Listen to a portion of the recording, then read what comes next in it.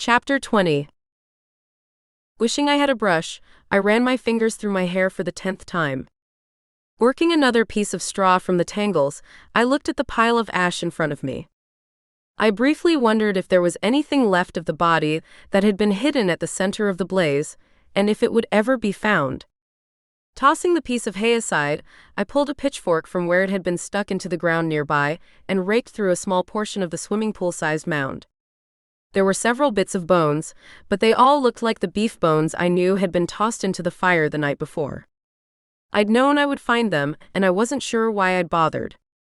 The enforcers were going to fill in what was left of the fire pit once it was cool, and even any small bits that might exist would likely never be found.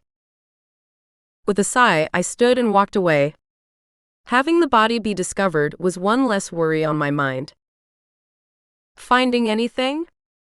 Gavin said, joining me as I headed for the truck.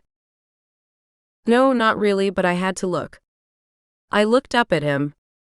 "You already talked to Devon?" We'd woken some time ago.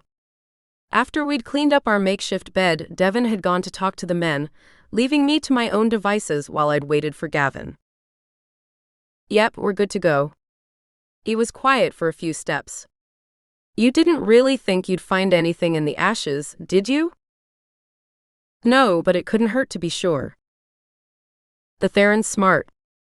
He knows what it would take to leave no trace. He set things up so that those needs were not only met, but significantly surpassed. I knew my mate was smart. I'd never doubted that, but I couldn't control my need to check for myself. Without responding, I climbed into the passenger seat of the Gavin's pickup and slid to the middle to make room for Nickie and buckled my seatbelt. Once both of my guards were in the truck, we pulled out. I shifted in my seat, ready to be home.